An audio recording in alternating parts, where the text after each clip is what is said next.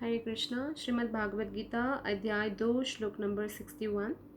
तानि सर्वाणि संयम्य युक्तासीत मत्परः वशे हि यस्येन्द्रियाणि तस्य प्रज्ञा प्रतिष्ठिता। तानि उन इंद्रियों को सर्वाणि समस्त संयम्य वश में करके युक्तः लगा हुआ आसीत स्थित होना चाहिए मत परह मुझ में वशे पूर्णतया वश में ही निश्चय ही यस्य जिसकी इंद्रियाणि इंद्रियां तस्य उसकी प्रज्ञा चेतना प्रतिष्ठिता स्थिर। अनुवाद तात्पर्य शिला प्रभुपाद के द्वारा। शिला प्रभुपाद की जय। अनुवाद। जो इंद्रियों को पूर्णतया वश में रखते हुए इंद्रिया संयमन करता है और अपनी चेतना को मुझ में स्थिर कर देता है, वह मनुष्य स्थिर बुद्धि कहलाता है। तो इसमें भगवान श्री कृष्ण इंद्रियों को वश में रखने के लिए उपदेश देते हैं हम सबको। इंद्रियों को वश में रखने का मतलब है इंद्रिय संयमन करना, अर्थात इंद्रिया जो है, क्योंकि वो भौतिक है अभी और उसको हमें आध्यात्मिक कार्यों में लगाना होगा, तब जाकर इंद्रिया जो है आध्यात्मिक हो जाएगी।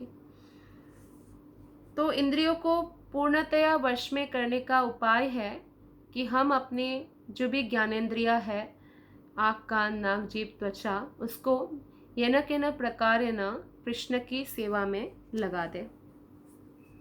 और इस तरह जब हम अपनी चेतना को, अपने मन को भगवान श्री कृष्ण में स्थिर करते हैं, उस मनुष्य को स्थिर बुद्धि कहा गया है। अर्थात कोई भी स्थिति हमारे जीवन में आए, उन स्थितियों को हम एज ए एग्जामिनेशन, परीक्षा की तरह लेकर अगर उन स्थितियों को हम भक्ति में प्रगति करने के लिए उपयोग करेंगे, जैसे स्थिति चाहे सुख की हो या दुख की, फिर भी जो हमारा आध्यात्मिक कर्तव्य है, भगवान का नाम जप करना, भगवान के बारे में श्रवण करना, अर्चा विग्रह की पूजन करना इत्यादि, उसमें अविचलित अगर रहेंगे तो उस मनुष्य को स्थिर बुद्धि कहा जाएगा। तात्पर्य में श्रील प्रभुपाद बताते हैं कि इस श्लोक में बताया गया है कि योग सिद्धि की चरम अनुभूति कृष्ण भावनामृत है। जब तक कोई कृष्ण भावना भावित नहीं होता, तब तक इंद्रियों को वश में करना संभव नहीं है। बहुत प्रकार के योग हैं, कर्मयोग, ज्ञान योग, ध्यान योग, लेकिन भक्ति योग से ही इंद्रिया पूर्णतया वश में हो सकता है, क्योंकि भक्ति योग की जो योगी है वो पूर्णतया कृष्ण की इच्छा और कृपा पर निर्भर रहते हुए अपना बुद्धि 24 घंटा कृष्ण में स्थिर रखता है, और इसी कारण से कृष्ण की कृपा से वो कभी भी पतित नहीं होता। लेकिन जहाँ तक हठ योग की बात है, ध्यान योग की बात है, तो कई ऐसे योगी हैं जो सिद्धि प्राप्त करने के लिए या हठ योग का प्रैक्टिस कर रहे हैं, तो वो पतित हो जाते हैं, क्योंकि वो कृष्ण भावना भावित पूर्णतया नहीं है। तो इंद्रियों को वश करने का कठोर संग्राम वो करते हैं, लेकिन फिर भी कई बार उनका मन विचलित हो जाता है। इसका उदाहरण है विश्वामित्र मुनि, जो 60,000 ईयर्स यानी 60,000 साल तक तपस्या किया इंद्रियों को वश में करने के लिए, लेकिन फिर भी मेनका की पायल के खनकार से उनकी तपस्या भंग हो गई। जैसा कि पहले कहा जा चुका है, दुर्वासा मुनि का झगड़ा महाराज अम्बरीश से हुआ, क्योंकि वे गर्ववश महाराज अम्बरीश पर क्रुद्ध हो गए, जिससे अपनी इंद्रियों को रोक नहीं पाए। अगर हम क्रोध में आ जाते हैं तो हमारी शक्तियाँ वैसे ही क्षीण हो जाती है। अगर हम उत्तेजना पाल लेते हैं तो हमारी शक्तियाँ क्षीण हो जाता है। 3 अवस्था में व्यक्ति को कभी भी डिसीजन नहीं लेना चाहिए: अत्यंत दुखी अवस्था, अत्यंत सुखी अवस्था, या अत्यंत जो क्रोध आता है, क्रोध की अवस्था। तो यहाँ पे हम देखते हैं कि दुर्वासा मुनि क्रोध की अवस्था में आ गए थे जब उन्होंने देखा कि अम्बरीश महाराज ने जल पान करके एकादशी का व्रत खोल लिया है, जबकि हजारों शिष्यों को लेकर वो अतिथि बनकर आए और नदी में स्नान करने गए थे। तो उतने में अम्बरीश महाराज का एकादशी का पारण टाइम हो गया। तो सभी ब्राह्मणों की, मंत्रियों की सहमति से उन्होंने सिर्फ जल लेके, वो निर्जल व्रत थे, तो सिर्फ जल लेके थोड़ा सा व्रत खोला। इसी पर दुर्वासा मुनि को बहुत क्रोध आया और उन्होंने अम्बरीश महाराज को श्राप नहीं दिया या कोई डांटा नहीं, उनको मारना चाहा। उन्होंने अपने बालों से एक राक्षसी पैदा किया और उस कृत्य राक्षसी जब अम्बरीश महाराज को मारने जाते हैं तो भगवान के सुदर्शन चक्र, भगवान के पार्षद, भगवान के भक्तों की रक्षा के लिए हमेशा इधर उधर टहलते रहते हैं। ये विष्णुदूत, जैसे अजामिल ने पुकारा नारायण, तुरंत विष्णुदूत प्रकट हो गए थे यमदूतों से बचाने के लिए। तो ऐसे ही सुदर्शन चक्र तुरंत प्रकट हो गए और वो राक्षसी को मार दिया और दुर्वासा मुनि के पीछे पड़ गए।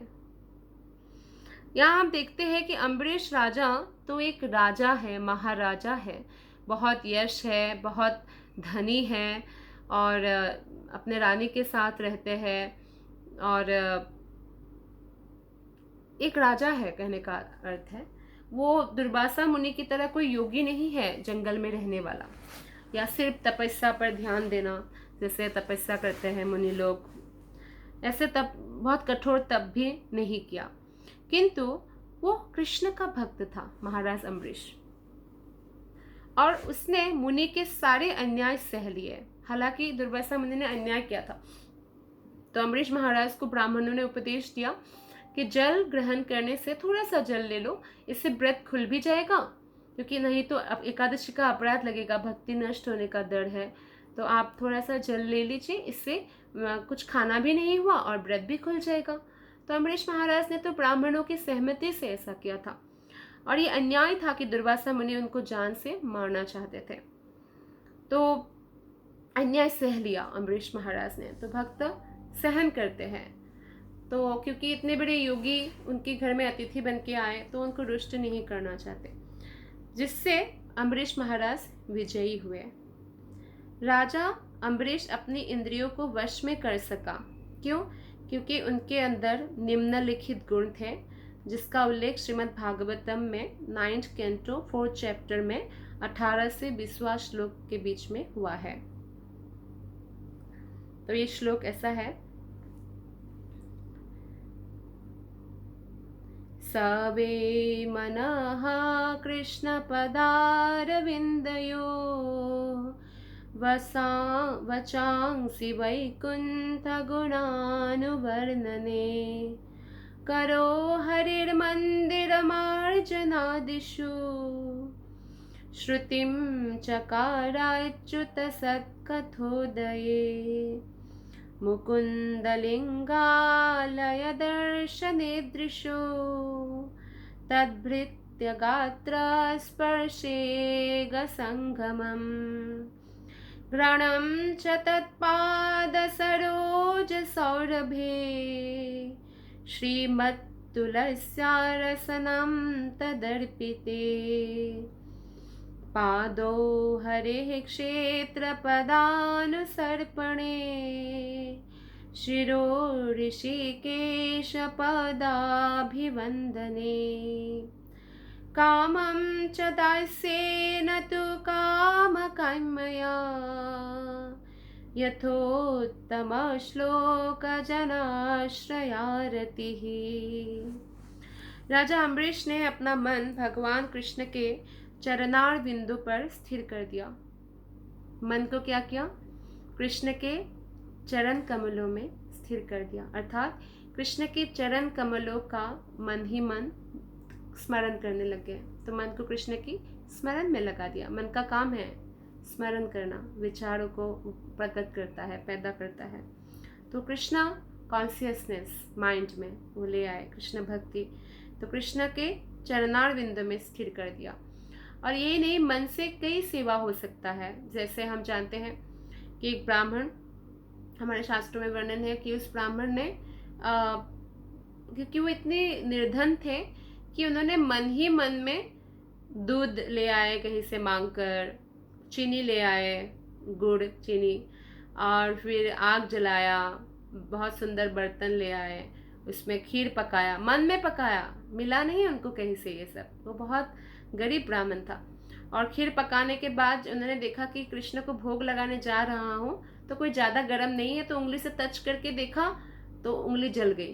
तो एकदम से उनका ध्यान हट गया और देखा कि उंगली सचमुच जला हुआ था। उसी समय वैकुंठ में भगवान नारायण मुस्कुरा रहे थे।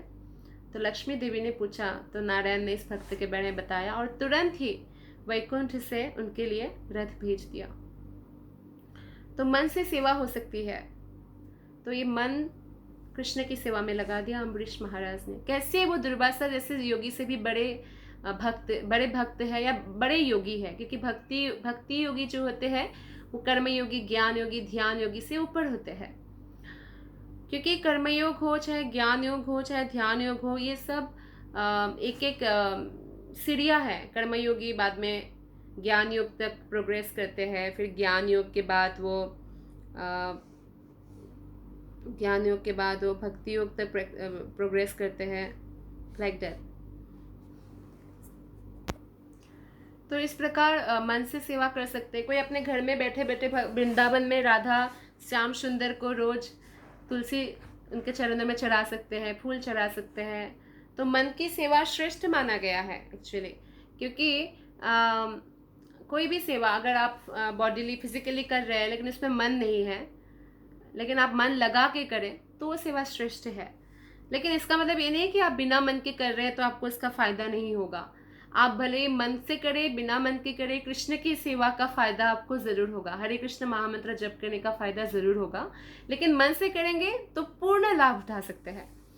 तो इसलिए जैसे एक व्यक्ति बिना मन की दवाई खाए तो भी उसका बुखार कम हो जाएगा, मन से खाए तो भी कम हो जाएगा, क्योंकि उस दवाई में बुखार, वो भी योग्य मात्रा में, जितना mg चाहिए उतना, तो बुखार को ठीक करने की शक्ति है। तो ऐसे ही हम योग्य मात्रा में हरे कृष्ण महामंत्र 16 माला जो जप करेंगे रोज, तो निस्संदेह हमें लाभ होगा। तो राजा अम्बरीश ने क्या किया, यही हमें करना है जो अम्बरीश महाराज ने किया। मन को भगवान कृष्ण के चरणार बिंदु पर स्थिर कर देना है। तो मन अगर वृंदावन में है तो आपका मन वृंदावन है। तो ये बहुत फ़ायदा है कि मन को हम कृष्ण की सेवा में किसी न किसी प्रकार से लगा कर रखें। और अपने जो वाणी है, बोलने की शक्ति, वाक शक्ति कहा गया है, कृष्ण ने जो हमें दिया है, वो भगवान के धाम की चर्चा करने में लगा दी अम्बरीश महाराज ने। वृंदावन धाम की चर्चा में लगा दी, जगन्नाथपुरी धाम, बद्रीनाथ धाम। तो भगवान के जो धाम है, उन धामों की लीलाएं, पास टाइम्स, कृष्ण की जो गुणगान है, उसमें अपने वाक शक्ति को लगा दिया। अपने कानों को भगवान की लीलाओं को सुनने में लगा दिया। तो इस प्रकार कान का सर्वश्रेष्ठ उपयोग हो गया। अपने हाथों को भगवान का मंदिर साफ करने में लगा दिया।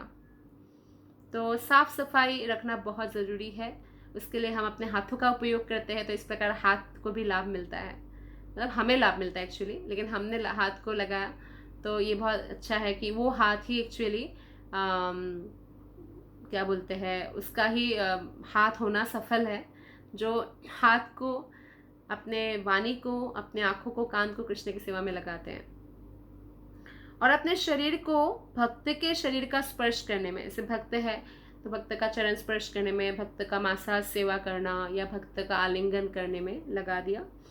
अपने नाक को भगवान के चरणार बिंदु पर भेंट किए गए फूलों की गंध सूंघने में। कृष्ण के चरणों में सुगंधित पुष्प अर्पित किया जाता है, जैसे जो सुगंधित नहीं है वो पुष्प शिव जी को चढ़ाया जाता है। तो ऐसे ही सुगंधित पुष्प कृष्ण के चरणों में चढ़ाया जाता है। तो कृष्ण को चढ़ाने के बाद जो वो प्रसाद है, निर्माल्य है, तो उसको भक्त ग्रहण करते हैं और सूंघते हैं। तो इससे क्या होता है, नाक से भी हम सेवा, भगवान की सेवा करने का हमें मौका मिला।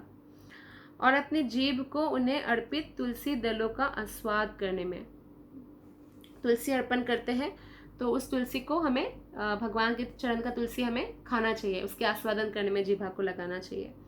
या प्रसाद कृष्ण को अर्पण किया, भोग जब प्रसाद के रूप में आता है उसका आस्वादन करना चाहिए।